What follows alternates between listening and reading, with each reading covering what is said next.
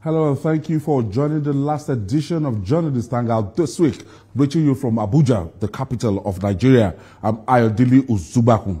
Today on the program, Nigeria's economy suffers multi-billion naira losses to day one of hunger protest marred by violence and looting as governors Ayedatiwa and Alia hailed residents of their states for shunning the exercise, while Governor Sanwo-Olu Atiku condemned Igbo must go call. And later on the show, the Minister of Interior Olubunmi Tunji-Ojo joins us for discussions on hijacked protests and the future of President Tinubu's administration. I'll be hanging out with Babajide Kolade Otitoju and Kolawole Johnson. So if you're ready, let the hangout start now. For staying with us. Now, action, they said, begets reactions that is expected or otherwise. The impact of the nationwide protests embarked upon by some youths over economic hardship is beginning to dawn on us. According to economic experts, the country's economy may have lost about 500 billion naira on the first day of the protests in all key sectors, as businesses were not able to open for fear of attacks. However, some governors like Lucky Ayedatiwa of Ondo State and Isaac Alia of Benue State commended residents of their states for not joining the protests. Meanwhile, Igbo must go call triggered in the midst of the protests is being condemned by leaders like Governor Babajide Sanwo-Olu, the governor of Lagos State, and the former Vice President Atiku Abubakar. Jide, let's take it one by one. Now, looking at the impact, 500 billion naira for day one alone, and looking at the impact of this thing, you know, it was said that the governor tried everything, the government tried everything to appeal to the youths to shelve this action, but they went ahead, and yesterday, everybody saw what happened. First day. Okay. Let me start by saying I would rather call this day of protest rather than say day one, because we have seen today that our people have remained indoors. I think the only report that we got was in one Abuja, local government, Lagos, people trying to protest. The traction. In Lagos, they were chased away. The momentum. So the momentum is gone. Largely, this protest that at least you could see that a quarter of the states in our country did not partake in it at all. The entire Southeast, Enugu state, people were going about, you know. Ondo State, they didn't think they should protest. They were not bothered. What's nothing, but people sat down at home. Yes, but sitting at home was just a preemptive step by some people. But they didn't practically protest. Because if they wanted to protest, they would have been marching through the streets. So, yes, they chose to. The point that I'm making is we saw the Southeast, for example, they didn't protest. Ekiti State, they didn't protest. Ondo State, they didn't protest. Kogi State, they didn't protest. Benue State, they didn't protest. It's not as if there is no hardship in those places. But what this suggests is that they must have believed that that is not the solution to the problem. They must have believed that it could be hijacked, which will endanger their own lives. We've seen 16 persons already dead. 16? Yes, 16. And some of those who died were not even partakers in the protest. Some of the people who died in Borno State, for example, were just bystanders, were unlucky to lose their lives. We said at the time that there is no guarantee that you can do a protest in our country that will not lead to loss of lives, that will not lead to destruction of public property, that will not lead to looting of private people's property. We won't. But we kept being told, look, protest is an inalienable right of the people. Okay, If you want to protest, what is wrong in localizing yourself in one place? Tahrir Square in Egypt. They protest there. Yes, they protested there and succeeded in bringing down a president who had been in office for decades. They didn't go home. They didn't go home. They remained there. Some of them were as old as 90 years. Ayo. So where did we get this feeling that until we stop people from moving about on the roads, until we irresponsibly block roads and stop people from moving, that we cannot do a protest? When we had the Ojota protest, the other in 2012, were roads blocked?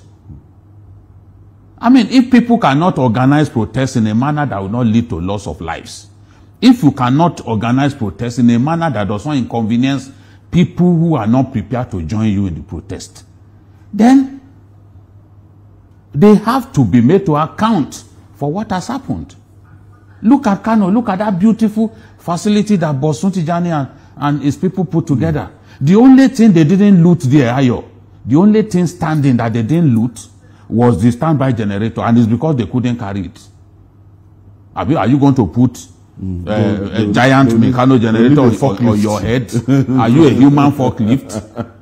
Or will you go to Dangote to hire some of those cranes that they used to build their gigantic refinery? You know, so people died. I saw people stealing cement bags. What are you going to do with cement bag that you have stolen? Someone that is hungry. So you want to drink garri with cement bag? What is the meaning of that? And so more than 300 people arrested in Kano alone. And some of the things that they stole have already been collected from them. Groundnut oil, foodstuff, you know, fans, air conditioner. They were just stealing everything. One evidently crazed individual was using like two of them was using cutlass to cut traffic lights. You went. The other one was they went to in Katsina. They went to the house of the former president. Yeah. It was the soldiers that repelled them. It was the same anger that they took to the emir of Daura's office. I mean, palace. They went to government house in Jigawa. You know, the Kano.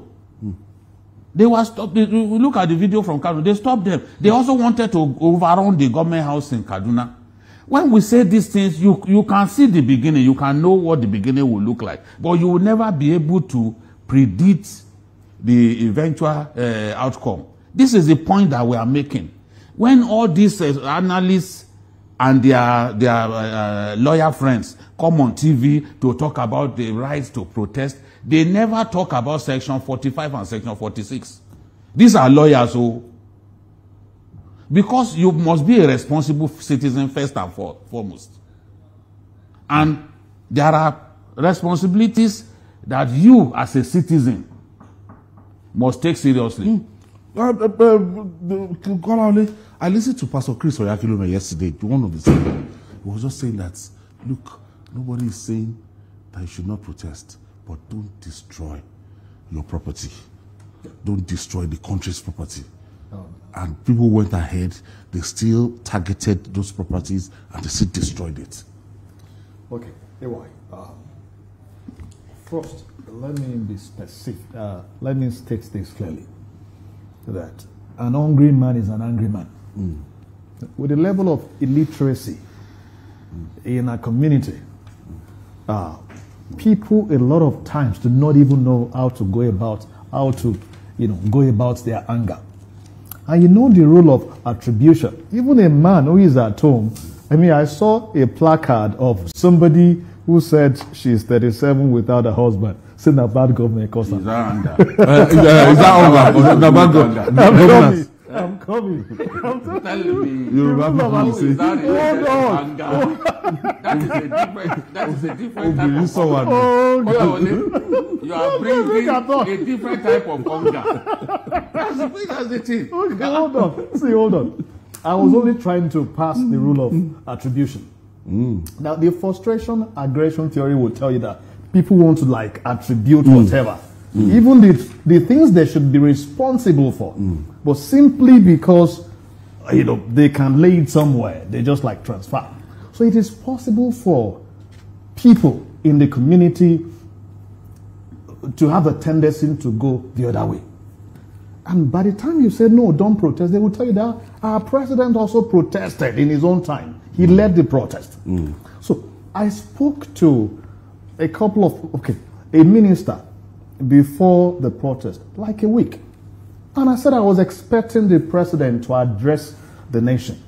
If they insist after engagement, if they insist on going ahead, maybe 2 days or a day before, and say, people, my democratic principles will be put to test here. You have the right. But these things you're protesting about, these are the things I'm doing on these things. If I wasn't doing anything, you can protest. But because I'm already addressing these issues through A, B, C, D programs, there will be no need for you to protest. And these are the times we expect to get results. However, if you insist on protesting, my primary job is to protect lives and property. So please ensure that the organizer should ensure that no single disruption of lives and property. If we notice that anywhere, we will declare curfew immediately. See, governance at some point is not a popularity contest. You take the decision you need to take for the interest of the larger majority. Now, if you check the numbers of those protesting, they can't be up to the numbers of those who are not, who are in their different houses. Now, have you considered that woman who relied on appearing on the roadside daily to roast corn to feed the family? Yeah. Have you considered the farmer who yesterday and today? Yes, who has already harvested the tomato, but there's no way to sell. He can't sell, and go bad. Of course, they will go bad. So those people are the ones that will bear the brunt. Have you considered the man that needs to ride Okada daily to feed? You and I can afford to stock our houses, our kitchen for the next 1 week, 2 weeks, even for months. But these people cannot. Now, if we are able to pass the message across that because of these ones, do not destruct, and you give the warnings ahead, I am sure that the organizer will tell them that the president said if he notices this, that they will catch also and they will ban this protest. Maybe that would have curbed it in the first instance. Now, that may not be a conventional approach, but because of the situation we find ourselves, there is no one-size-fits-all approach in cases. You only address issues based on the circumstances.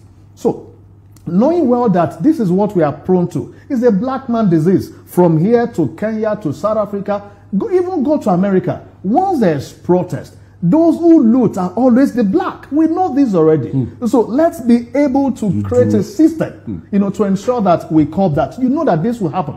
So if you know that you can't stop the protest, let's take the option B. Number one. Number two. Now it is easier to blame some people and say don't protest. Now let's also focus on the government. Now, I started listening to some few things the government, what they have done, and I'm saying, so what we've been shouting this since last year, that this government has a job, not just to communicate very well.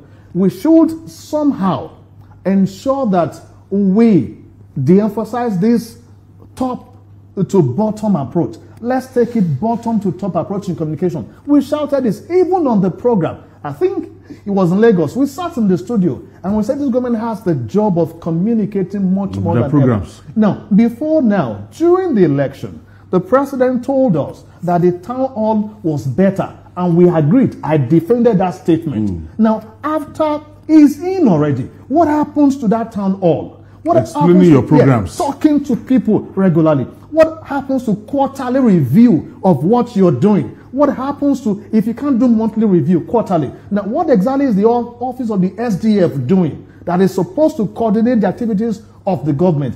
Set the KPIs. Let's be able to measure performance, deliveries, and the targets you are not, meeting. Review immediately and get things done. So, for me, I think that we can blame the people for being angry. Yes.